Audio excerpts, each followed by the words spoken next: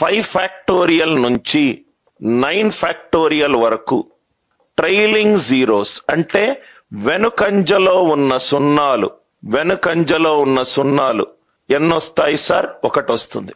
5 factorial నుంచి 9 factorial వరకు వెనుకంజలో ఉన్న సున్నాలు 1. ఎందుకు సార్ అని అంటే 5 factorial is 5 into 4 into 3 into 2 into 1. ఎన్ని మల్టిపుల్స్ ఆఫ్ 5 ఉన్నాయి? 1 మల్టిపుల్ ఆఫ్ 5 ఉంది. అలానే 6 ఫ్యాక్టోరియల్ లో 6 into 5 into 4 into 3 into 2 into 1. ఎన్ని మల్టిపుల్స్ ఆఫ్ 5 ఉన్నాయి? 1 మల్టిపుల్ ఉంది. అలానే 9 ఫ్యాక్టోరియల్ లో 9 into 8 into 7 and so on up to 3 into 2 into 1. దీంట్లో కూడా 1 మల్టిపుల్ ఆఫ్ 5 ఉంది. 5 ఫ్యాక్టోరియల్ నుంచి 9 ఫ్యాక్టోరియల్ వరకు వెనుకంజలో ఉన్న సున్నా. వెనుకంజ అంటే రైట్ నుంచి లెఫ్ట్కి వచ్చేటప్పుడు ఉన్న first digit or unit digit. ఎన్ని సున్నాలు ఉన్నాయి? 1 సున్నా ఉంటుంది. అదే 10 ఫ్యాక్టోరియల్ నుంచి 14 ఫ్యాక్టోరియల్ వరకు, 10 ఫ్యాక్టోరియల్ నుంచి 14 ఫ్యాక్టోరియల్ వరకు. 10 ఫ్యాక్టోరియల్ అంటే మీరు ఇక్కడ చూస్తే 10 into 9 into 8 into 7 into 6 into 5 into 4 into 3 into 2 into 1. ఇక్కడ 5 10s are 50. 50 అంటే 15 ఏమని రాయొచ్చు? 50 ఏమని రాయొచ్చు? 5 స్క్వేర్ ఇంటూ 2 గా రాయొచ్చు. అంటే పవర్ ఆఫ్ 5 ఎంత ఉంది? ఇక్కడ 2 ఉంటుంది, ఇక్కడ 2 ఉంటుంది. 5 ఫ్యాక్టోరియల్ నుంచి 9 ఫ్యాక్టోరియల్ వెనుకంజలో ఉన్న సున్నాలు ఎంత? 1. 10 ఫ్యాక్టోరియల్ నుంచి 14 ఫ్యాక్టోరియల్ రైట్ వెనుకంజలో ఉన్న సున్నాలు ఎంత? 2. అలానే 15 ఫ్యాక్టోరియల్ నుంచి 20 ఫ్యాక్టోరియల్ మీరు గనక 19 ఫ్యాక్టోరియల్. 15 నుంచి 19 ఫ్యాక్టోరియల్ ఇక్కడ కూడా 3 ఉంటుంది. ఎలా 3 ఉంది సార్ అని అంటే 5 15 ఒకటి వచ్చింది, 10 ఒకటి వచ్చింది, 5 ఒకటి వచ్చింది. అంతే కదా సార్? 15 ఫ్యాక్టోరియల్ అంటే 15 14 13 12 11 and so on up to 1. 15లో 1 multiple of 5 ఉంది, 10లో 1 మల్టిపుల్ ఆఫ్ 5 ఉంది, 5లో 1 మల్టిపుల్ ఆఫ్ 5 ఉంది. నేను 20 ఫ్యాక్టోరియల్ నుంచి 24 ఫ్యాక్టోరియల్ ఎన్నున్నాయి? 4. ఎన్నున్నాయి? 4.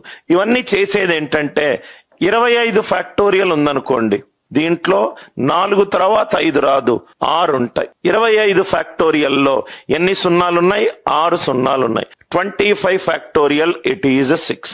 ఎందుకు సార్ అని అంటే 25 ఫ్యాక్టోరియల్ అంటే 25 into 24 into 23 and so on up to 5 into 4 into 3 into 2 into 1.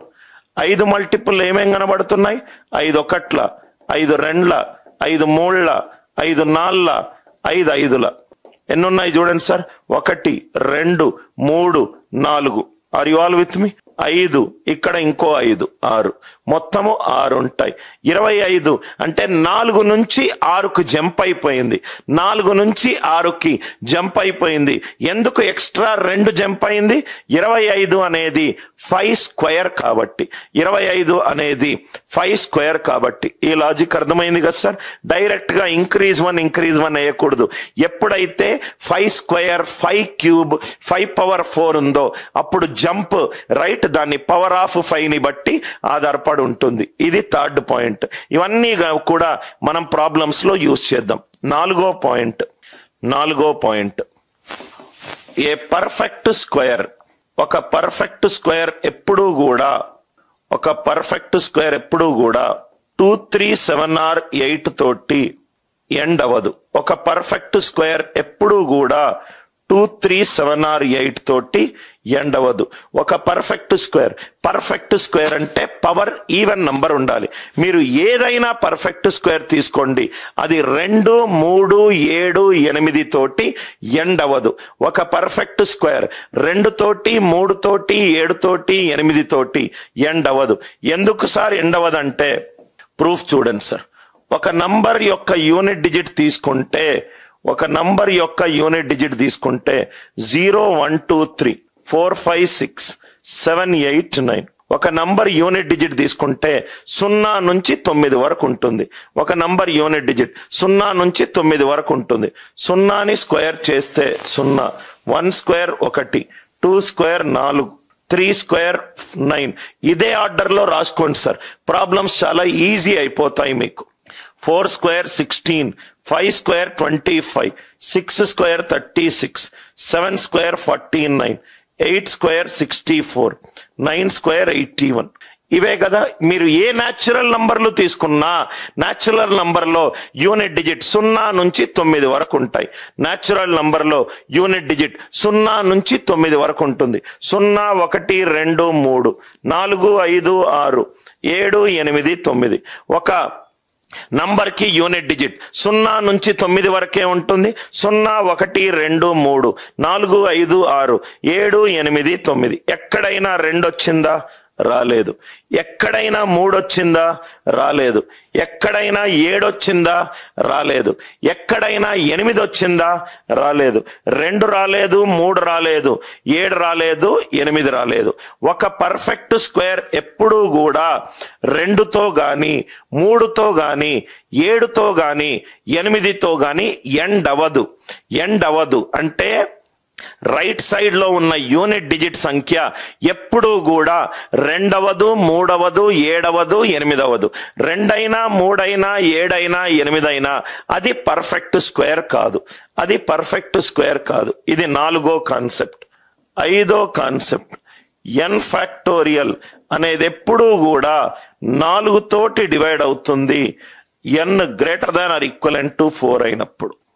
N factorial ఎప్పుడూ కూడా 4 తోటి డివైడ్ అవుతుంది n greater than or equivalent to 4 అయినప్పుడు.